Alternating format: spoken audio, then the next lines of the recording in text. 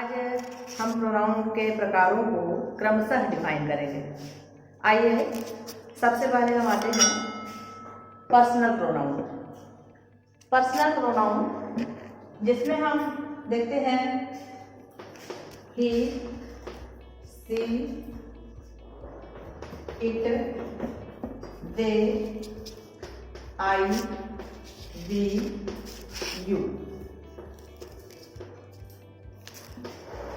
ये सब हमारे पर्सनल प्रोनाउंस के उदाहरण हैं। पर्सनल प्रोनाउन को डिटेल से समझने के लिए हमें पहले पर्सन पर भी ध्यान देना होगा। आइए पहले हम समझ लेते हैं कि पर्सन क्या है। जैसा कि जानते हैं, there are 3 persons। First person, इसका मतलब हुआ आई, बात को कहने वाला।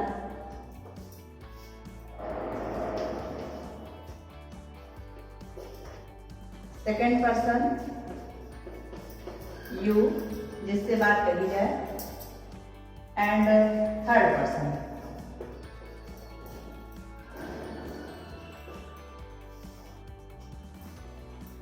ही, she, it, they.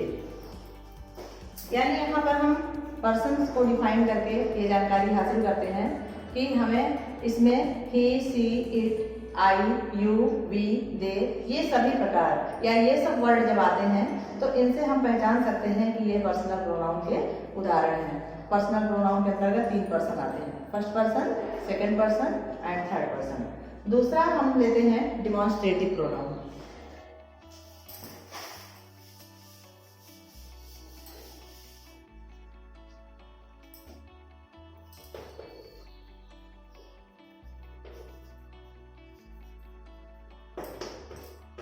Demonstrative pronoun. Demonstrative pronoun को हम संकेतवाचक सर्वनाम भी कहते हैं।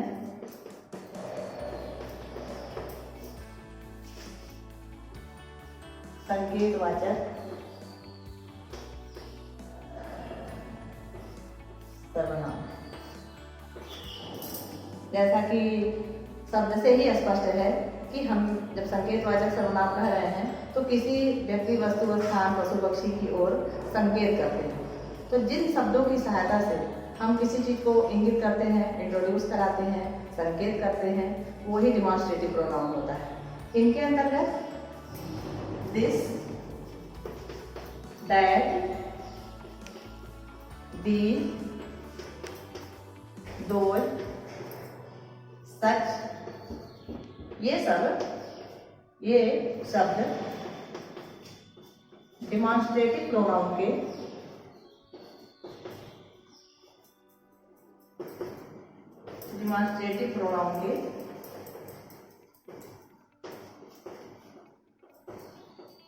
उदाहरण हैं। आइए इसको हम एक सेंटेंस के माध्यम से और स्पष्ट करते हैं। जैसे These are girls। इनमें जो दी वर्ड है ये डिमॉन्स्ट्रेटिव प्रोनाउन है। That is a bat। यहाँ पर जो बैट है ये नाउन है और इसकी ओर हम संकेत करने के लिए दैट शब्द का प्रयोग कर रहे हैं, अतः दैट हमारा डिमॉन्स्ट्रेटिव प्रोनाउन हुआ। ओके, अब नेक्स्ट आते हैं रिफ्लेक्सिव प्रोनाउन पर।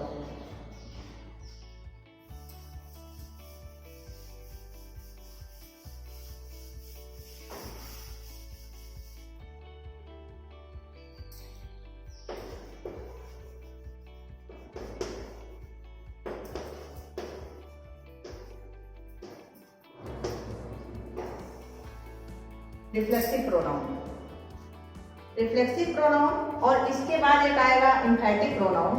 ये दोनों लगभग मिलते जुलते रहते हैं क्योंकि इन दोनों में myself, himself, herself, themselves, इन शब्दों का प्रयोग होता है।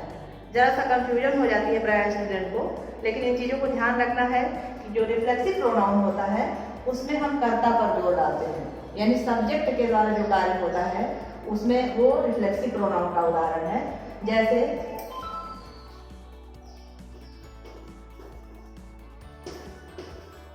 यू कैन सी योरसेल्फ, तुम स्वयं अपने आप को देख सकते हो। इसमें योरसेल्फ जो है ये रिफ्लेक्सिव प्रोनाउन का उदाहरण है, यू कैन सी योरसेल्फ। इसके अलावा हम आते हैं एम्फैटिक प्रोनाउन।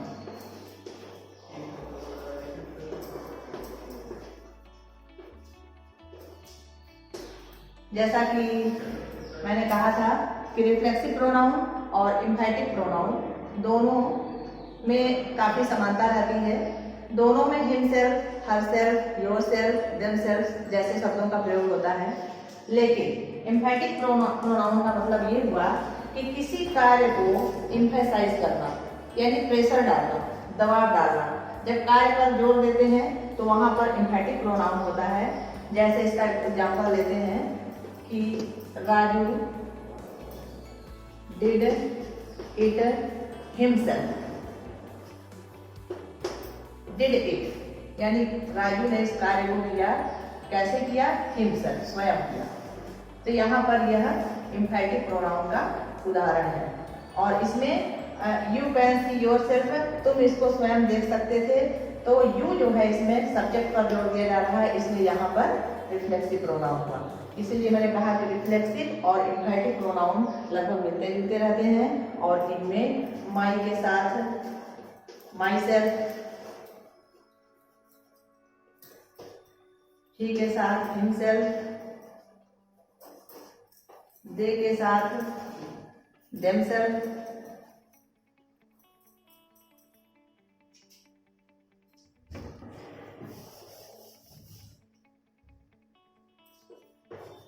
सी के साथ herself,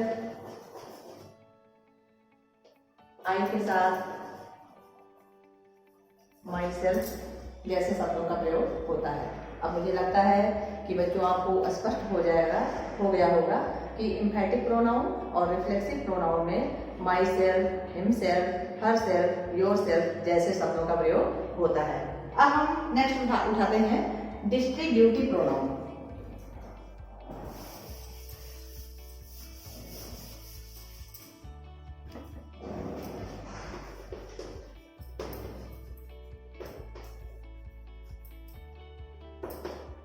distributive pronoun, distributive pronoun इससे स्पष्ट हो रहा है कि यानी डिस्ट्रीब्यूशन, वितरण। तो डिस्ट्रीब्यूटिव का मतलब हुआ डिस्ट्रीब्यूशन यानी वितरण। तो जिन शब्दों की सहायता से हम किसी चीज का वितरण करते हैं या हमें ऐसा प्रतीत होता है कि इन चीजों को आपस में डिस्ट्रीब्यूट किया जा रहा है, तो वहां पर डिस्ट्रीब्यूटिव प्रोनाउन होता है। जैसे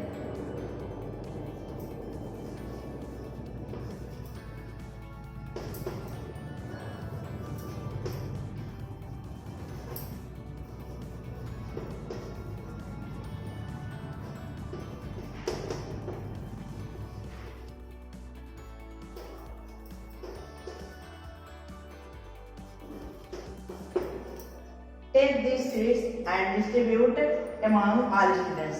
among वर्ड यहाँ पर डिस्ट्रीब्यूटिव प्रोनाउन है। नेक्स्ट आते हैं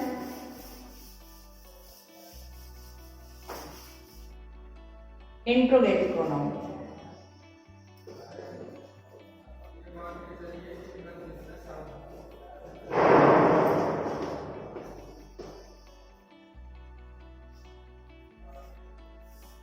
इंट्रोगेटिव प्रोनाउन यानी प्रश्नवाचक सर्वनाम, जिससे हम प्रश्न पूछते हैं। जिन शब्दों की सहायता से हम वाक्य में प्रश्न पूछते हैं वहां पर इंट्रोगेटिव प्रोनाउन होता है। जैसे who, what, which, why, where. ये सब वर्ड जो है वो इंट्रोगेटिव प्रोनाउन के एग्जाम्पल्स हैं। जैसे हम एक सेंटेंस लेते हैं, व्हाट इज योर नेम। यहाँ पर मैंने व्हाट की सहायता से पूछा कि आपका क्या नाम है, तो व्हाट यहाँ पर इंट्रोगेटिव प्रोनाउन है। नेक्स्ट देख लेते हैं, who is knocking at the door, who is knocking at the door, दरवाजे पर कौन दस्तक दे रहा है। यहाँ पर मैं हु की सहायता से जानकारी प्राप्त कर रही हूँ, तो हु यहाँ पर इंट्रोगेटिव प्रोनाउन होगा। अब आपको स्पष्ट हो गया होगा कि who, what, which, why, where, ये सब इंट्रोगेटिव प्रोनाउन के एग्जाम्पल्स हैं। अब हम नेक्स्ट चलते हैं, रिलेटिव प्रोनाउन।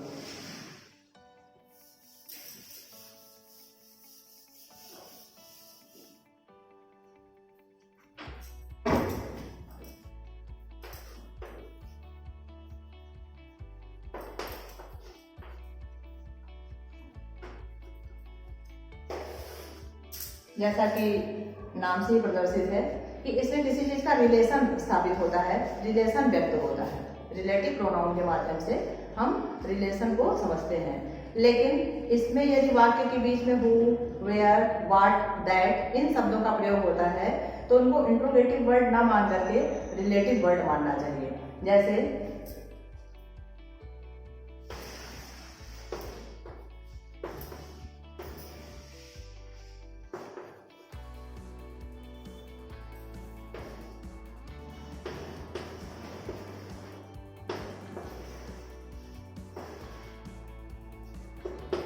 यह वही पेन है जो किसी चोर के द्वारा चुरा ली गई थी। यहाँ पर हु शब्द जो आया है वो रिलेटिव प्रोनाउन का एग्जाम्पल है। नेक्स्ट हम देखते हैं इनडिफिनिट प्रोनाउन।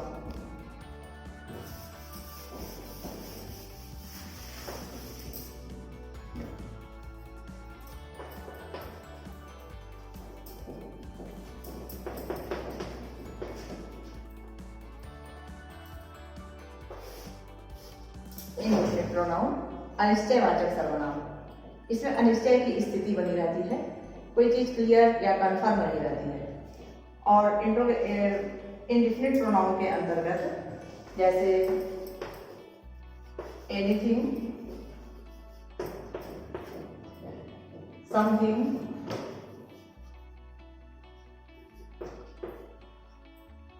एनीवन, ऐसे शब्दों का प्रयोग होता है। इन शब्दों में अनिश्चय की स्थिति बनी हुई है, यानी पूरी चीज कंफर्म नहीं है कि क्या है। एक एग्जांपल और देखते हैं,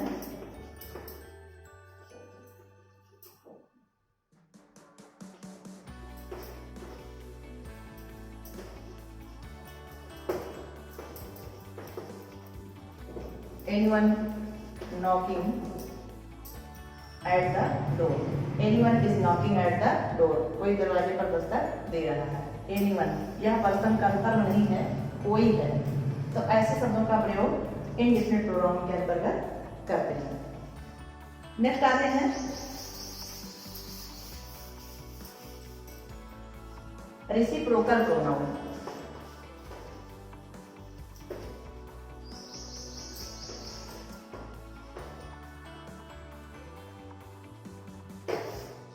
रेसिप्रोकल प्रोनाउन, इनमें प्रायः दो वर्ड होते हैं।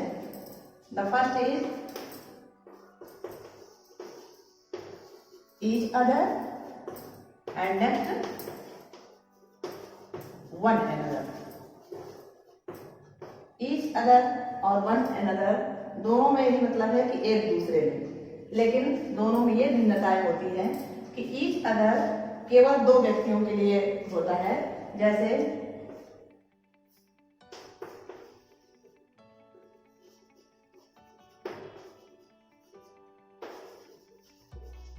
two girls are talking each other। यहाँ दो लोगों के बीच की बात है, यानी केवल दो छात्राएं हैं, दो बच्चियां हैं, दो लड़कियां हैं जो आपस में बात कर रही हैं। और जब यहीं पर यदि दो से अधिक संख्याओं का बोध हो तो वहां पर वन अनदर का बात कही जाती है। जैसे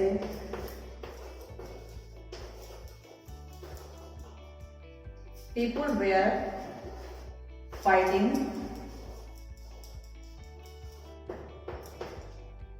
one another।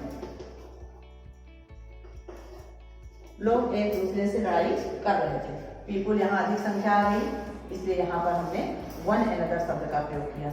मुझे लगता है बच्चों ईच अदर और वन अनदर में क्या डिफरेंस है ये भी भिन्नताएं समझ में आ गई होगी। जब दो लोगों के बीच की बात रहती है तो वहाँ पर ईच अदर का प्रयोग करते हैं, और दो से अधिक लोगों के बीच की बात होती है तो वहाँ पर वन अनदर का प्रयोग करते हैं, लेकिन तात्पर्य हमारा एक दूसरे से ही होता है। इसके बाद आते हैं एक्सक्लेमेटोरी प्रोनाउन।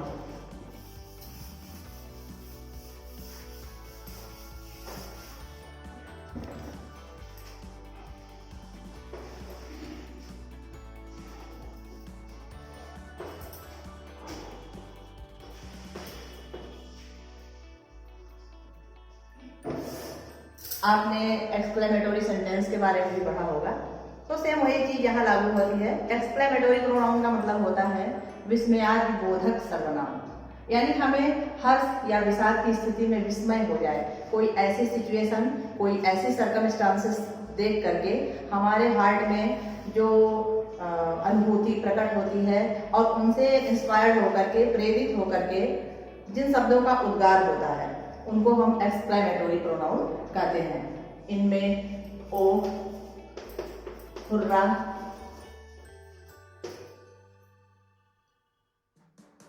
आदि शब्दों का प्रयोग होता है।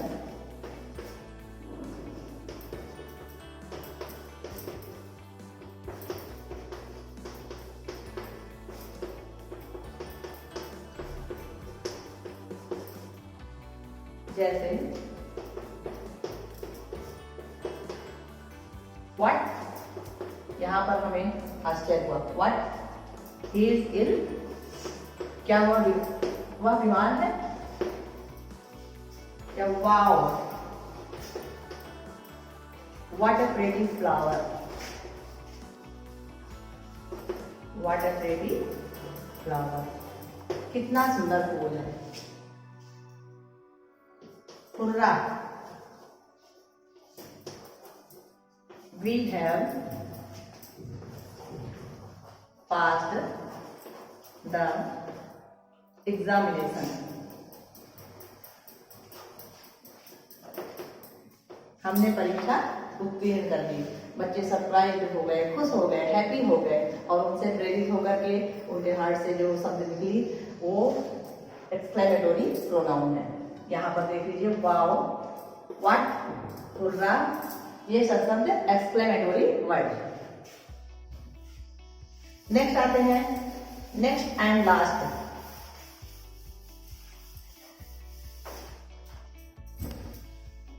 Positive pronoun.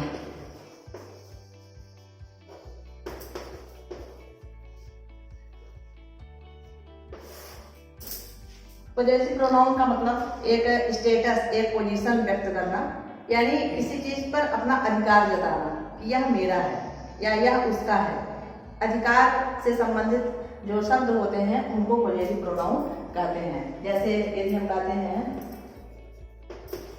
This is his book, यह उसकी किताब है, तो हिज यहाँ पर पॉजिटिव प्रोनाउन का एग्जाम्पल है।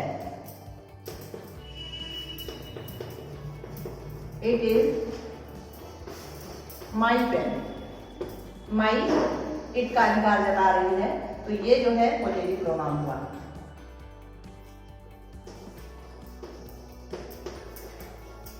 She is playing with her doll, वह अपनी गुड़िया के साथ खेल रही है, तो यहाँ पर जो हर है ये सी प्रोनाउन का पोजीशन व्यक्त कर रहा है। तो हिज, हर, योर, माई, ये सब पॉजिटिव प्रोनाउन के एग्जाम्पल हैं। मुझे लगता है स्टूडेंट्स आपको आज प्रोनाउन के बारे में सारी बात क्लियर हो गई होगी। मैंने उनकी डिफिनेशन की, उनके काइंड्स के बारे में बताया। नेक्स्ट वीडियो में फिर आपसे मिलते हैं। Thank you.